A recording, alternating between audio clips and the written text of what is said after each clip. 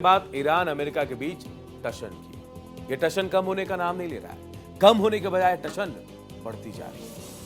Khamenei की सेना पर 36,000 लोगों को मार डालने का आरोप लगा है, तो उधर अमेरिका के खतरनाक युद्धपोत तेजी से ईरान की ओर बढ़ रहे हैं। ट्रंप भी कह रहे हैं कि उनका मुख्य फोकस ईरान की ओर ही है। आर्माडा खाड़ी इलाकों की तरफ तेजी से बढ़ रहा है, तो ईरान की ओर से भी कहा जा रहा है कि अगर ईरान पर हमला हुआ तो मिडिल ईस्ट में अमेरिका के सभी ठिकानों पर जोरदार हमला होगा। हम आपको बताएंगे कि किस तरह से तनाव के बीच कई अंतर्राष्ट्रीय एयरलाइंस की इंटरनेशनल फ्लाइट को रद्द कर दिया गया। तो दूसरी ओर यूनाइटेड नेशन ने भी ईरान से प्रदर्शनकारियों पर बब्बर कार्रवाई को रोकने को कहा है। टॉप एंगल में हम अमेरिका और ईरान के बीच जंगी हालात की हर एंगल से एनालिसिस भी करेंगे। मिडिल ईस्ट में अमेरिकी पीड़ा है। जी हां, अमेरिका अब ईरान के खिलाफ अपनी आखिरी चाल चल चुका है। अमेरिकी aircraft carrier striker group gulf of Oman में दाखिल हो चुका है। मिडिल ईस्ट में अमेरिका में third air defence system active हो गया है। जिस तरह से ईरान की ओर अमेरिका के वॉरशिप बढ़ रहे हैं, उससे तो साफ है कि अमेरिका का ईरान पर हमला तय है। आपको यह भी बता दें कि अमेरिकी सेना ने इससे पहले पिछले साल जून महीने में मिडिल ईस्ट में बड़ा सैन्य जमावड़ा किया था।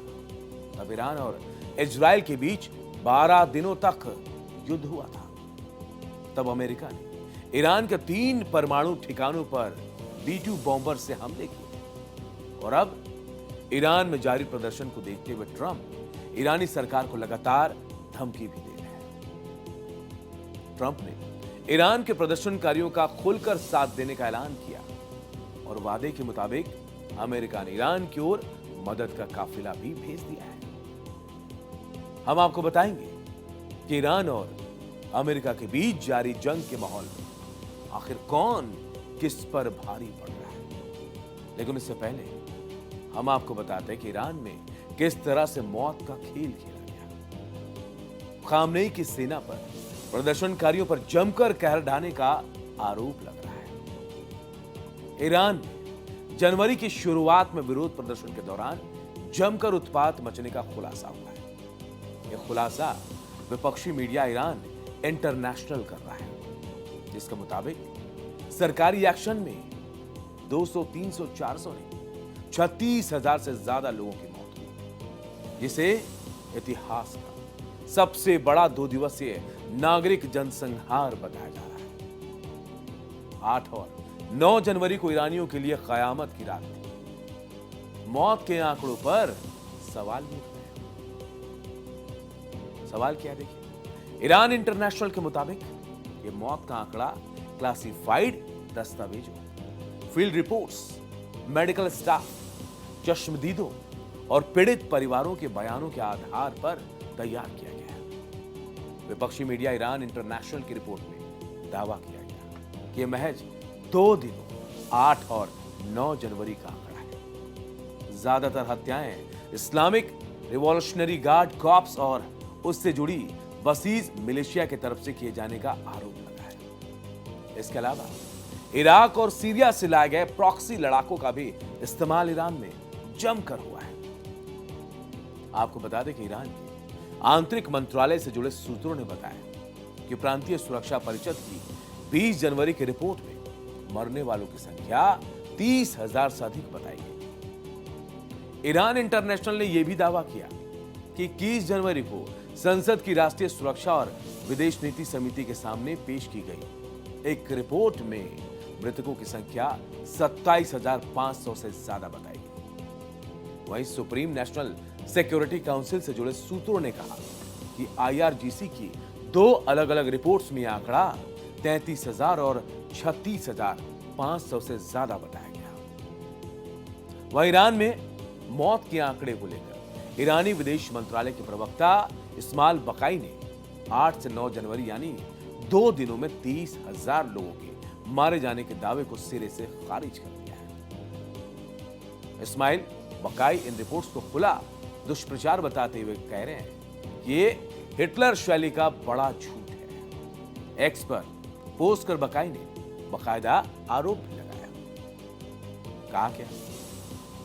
विरोधी ताकतें जमीनी स्तर पर नाकाम होने के बाद मीडिया के जरिए फर्जी जमावड़े गढ़कर माहौल बिगाड़ने की कोशिश कर रहे हैं। तो वहीं संयुक्त राष्ट्र मानवाधिकार परिषद ने भी ईरानी सुरक्षा बलों की कार्रवाई की कड़ी निंदा करते हुए प्रस्ताव पारित किया है। ईरानी हिंसा का विरोध भी हो रहा है। उधर ईरान में जारी प्रदर्शन के समर्थन ऑस्ट्रेलिया, कनाडा, यूरोप और अमेरिका समेत कई देशों में प्रदर्शन और मार्च बुलाए जा रहे हैं। ईरान के निर्वासित क्राउन प्रिंस रजा पहलवी, जो कि ईरान में जारी प्रदर्शन को हवा देकर वर्तमान सरकार के खिलाफ मोर्चा खोले हुए लगातार बयान दे रहे हैं। उन्होंने ताजा बयान दिया कि इस्लामिक रिपब्लिक को हटाने और ईरान में धर्मनिरपेक्ष लोकतंत्र स्थापित करने की प्रक्रिया में मदद के लिए वो तैयार है, बशर्ते स्वतंत्र चुनाव करा जाए। ऐसे में सवाल ही कि आखिर खामनेई क्या है? तो देखिए, अमेरिकी हमले के खतरे के आकलन के बाद ईरान के supreme leader Ali Khamenei Tehran में एक विशेष अंडरग्राउंड शेल्टर में चले गए। जिस जगह पर खामनेई ने ठिकाना बनाया है, उस सुविधा सुरंगों से जुड़ी एक मजबूत बंकर बताई जाती है। सवाल उठता है कि आखिर बंकर में खामनेई क्यों छिप गए? आमतौर पर देखा जाता है कि जब अमेरिकी राष्ट्रपति ट्रंप दुश्मनों को धमकी देते हैं तो उसका असर दूर तक दिखता है, लेकिन इधर बीच ट्रंप अगर खामोश हो जाए बीच में, तो इसे तूफान से पहले की खामोशी के तौर पर देखा जाता है। और जिस तरह से खतरनाक अमेरिकी वॉरशिप ईरान की ओर बढ़ रहे हैं, उसे देखते हुए युद्ध के जानकार भी मानते हैं कि अगर अमेरिका को हमला नहीं करना होता तो फिर इतने सैन्य सामानों को ईरान की ओर क्यों लेकर जाता। अब हम आपको बताते हैं कि आखिर अमेरिका कौन कौन से सैन्य सामानों के साथ ईरान की ओर बढ़ रहा है। आखिर कौन कौन से मिलिट्री साजो सामान खाड़ी देशों की ओर बढ़ रहे हैं। और अगर ईरान पर अमेरिका को हमला नहीं करना होता तो फिर इतना कुछ क्यों कर रहा है अमेरिका। हम आपको सिलसिलेवार तरीके से बताते हैं कि आखिर अमेरिका ने ईरान के किस तरह से घेराबंदी कर रखी है। हम आपको बता चुके हैं कि ट्रंप पहले ही कह चुके हैं कि हम ईरान पर नजर रखे हुए हैं, हमारी एक बड़ी फोर्स ईरान की ओर जा रही है। हालांकि उन्होंने आगे कहा कि और शायद हमें इसका इस्तेमाल ना करना पड़े। जहाज ईरान की ओर जा रहे हैं, बस एहतियात के तौर पर हमारा एक बड़ा बेड़ा उस दिशा में जा रहा है और हम देखेंगे कि क्या होता है। अमेरिका ने टॉम हैक को तान दिया है। पश्चिमी मीडिया के मुताबिक अमेरिका ने मिडिल ईस्ट में एक और परमाणु पनडुब्बी तैनात की है, जो करीब 150 टॉमहॉक क्रूज मिसाइलों से लैस है। यह पनडुब्बी अमेरिकी नौसैनिक बेड़े में शामिल हो गई है, जिसकी अगुवाई विमान वाहक पोत अब्राहम लिंकन कर रहा है। इस कैरियर स्ट्राइक ग्रुप में 4 फाइटर स्क्वाड्रन शामिल हैं, जो अरब सागर की ओर बढ़ रहा है। इसके अलावा लंबी दूरी की टॉमहॉक मिसाइलों से लैस अमेरिकी विध्वंसक जहाज भी तैनात कर दिए गए हैं। एयरक्राफ्ट कैरियर अब्राहम लिंकन, ये घातक युद्धपोत जो एक हफ्ते पहले तक दक्षिणी चीन सागर में था, वो अपना रास्ता बदलकर मिडिल ईस्ट की तरफ बढ़ रहा है। अब वो हिंद महासागर पार कर चुका है। इसके कैरियर स्ट्राइक ग्रुप में अर्लेबर्ग क्लास डिस्ट्रॉयर शामिल है, जो टॉमहॉक क्रूज मिसाइलों से लैस है, जो ईरान के अंदर गहरे टारगेट पर हमला करने में पूरी तरह सक्षम है। मिडिल ईस्ट की ओर तेजी से बढ़ रहे हैं अमेरिकी मिलिट्री जहाज एजिस कॉम्बैट सिस्टम से भी लैस है। इसमें बैलिस्टिक और क्रूज मिसाइलों और दूसरे हवाई खतरों के खिलाफ एयर और मिसाइल डिफेंस देता है। पिछले साल जब अमेरिका ने ईरान पर हमला किया था, उस वक्त अमेरिकी सेना ने पनडुब्बी से 30 टॉमहॉक मिसाइलें लॉन्च की थी और B-2 बॉम्बर से हमले भी किए थे। अमेरिका की ओर से दुनिया का सबसे शक्तिशाली वॉरशिप USS अब्राहम लिंकन भी ईरान के बेहद करीब है। USS अब्राहम लिंकन जल, थल और नभ कहीं से भी युद्ध की हालत में दुश्मन पर प्रचंड प्रहार कर सकता है। अमेरिकी राष्ट्रपति ट्रंप ने ईरान को नक्शे से मिटाने की धमकी दी, तो उसके पीछे बड़ी वजह अमेरिका के पास मौजूद घातक हथियार ही है। हम यूएसएस अब्राहम लिंकन की खासियत आपको बताते हैं। आखिर क्यों इसे दुनिया का सबसे शक्तिशाली वॉरशिप कहा जाता है?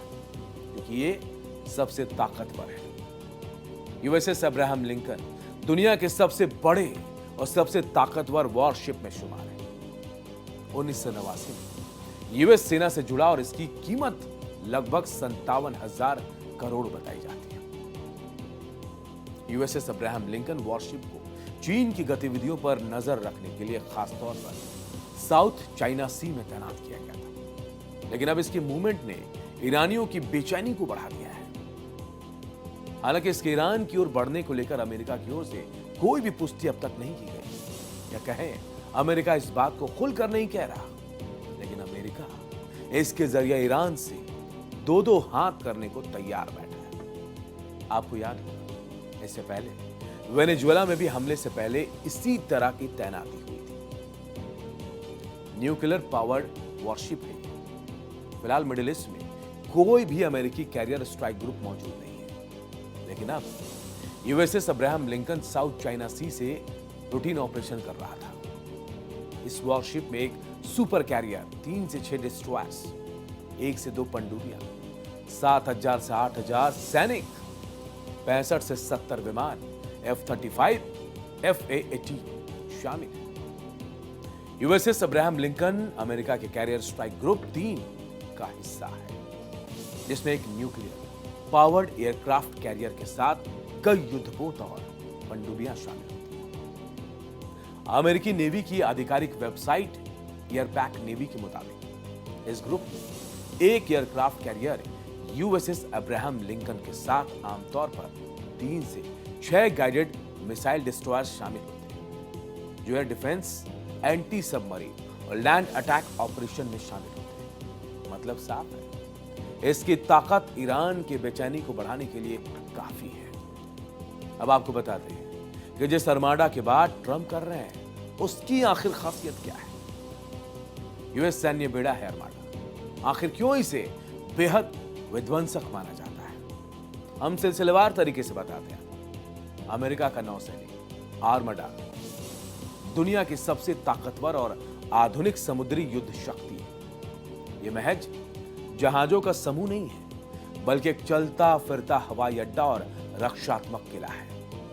इसमें अपनी रक्षा के साथ विरोधी खेमे में दहशत मचाने की भी ताकत है। खासियत क्या है अरमाडा की? अमेरिकी नौसैनिक अरमाडा की खासियत की बात करें तो इसमें विमान वाहक पोत, जी हां, केंद्र है। हर अरमाडा के केंद्र में एक विशाल सुपर कैरियर होता है, जो परमाणु ऊर्जा से चलता है और सालों तक बिना ईंधन भरे समुद्र में रह सकता है। कहते हैं इसकी हवाई शक्ति अजेय है। इन विमान वाहकों पर 60 से ज्यादा फाइटर जेट, जिसमें 2 ही विमान भी शामिल होते हैं, ये तैनात होते हैं, जो दुश्मन के इलाके में तबाही मचाने में सक्षम है। बहुस्तरीय सुरक्षा यानी मल्टी लेयर्ड डिफेंस। आर्माडा के साथ आलेवर क्लास के विध्वंसक और क्रूजर चलते हैं, जो एजिस कॉम्बैट सिस्टम से लैस है। ये मिसाइलों, विमानों और पनडुब्बियों को मार गिराने में माहिर है। परमाणु पनडुब्बी स्ट्राइक ग्रुप के साथ एक या एक से अधिक परमाणु संचालित पनडुब्बियां समुद्र के नीचे से सुरक्षा करती हैं और टॉम हॉक क्रूज मिसाइलें दागने में सक्षम है। दुनिया भर में पहुंच इसकी बनी हुई है। अमेरिकी आर्माडा दुनिया के किसी भी कोने में तेजी से पहुंचकर बिना किसी दूसरे देश की जमीन का इस्तेमाल किए अपनी शक्ति का प्रदर्शन कर सकता है। ये खुले समंदर में युद्ध की क्षमता रखते हैं और किसी भी संघर्ष को सेकंड में काबू कर लेने की ताकत भी रखते हैं। अगर हम कहें तो अमेरिकी आर्माडा समुद्र में तैरता हुआ किला है, जो हवाई सतह और सतह के नीचे के खतरों से निपटने में सक्षम है, तो गलत नहीं है। क्या है ईरान का जवाब? अमेरिकी सैन्य गतिविधियों पर ईरान ने कड़ा रुख अपनाया। ईरान के रक्षा मंत्रालय के प्रवक्ता ब्रिगेडियर जनरल रेजा तलैनिक ने दावा किया कि इजराइल के साथ जून 2024 में 12 दिनों के संघर्ष के बाद से ईरान की मिसाइल क्षमता जो है पहले से कहीं ज्यादा मजबूत है। रक्षा मंत्रालय के प्रवक्ता ने दावा किया कि उस संघर्ष से मिले सबक के आधार पर ईरान ने अपनी मिसाइल रक्षा प्रणाली को मजबूत किया और मिसाइलों का घरेलू उत्पादन भी बढ़ाया। और अब दावा किया जा रहा है ईरान की मिसाइल शक्ति अब संख्या और गुणवत्ता दोनों के लिहाज से पहले से ज्यादा मजबूत है। कुल मिलाकर अगर हम कहें तो निष्कर्ष यही निकलता है कि अमेरिकी मिसाइलों और नौसैनिक ताकत की बढ़ती तैनाती, ईरान की युद्ध जैसी चेतावनियां और खामनेई के अंडरग्राउंड जाने की खबरें, इन सब ने मिडिल ईस्ट में एक बार फिर से बेहद नाजुक मोड़ पर इसे लाकर खड़ा कर दिया। सत्ता हस्तांतरण को लेकर चल रही अटकलों पर भी अगर सच ये साबित हो गई तो ईरान की आंतरिक राजनीति और क्षेत्रीय समीकरण में बड़े बदलाव का संकेत हो सकते हैं। इसलिए हम कह रहे हैं कि शायद ईरान पर जल्द अमेरिका हमला कर सकता है।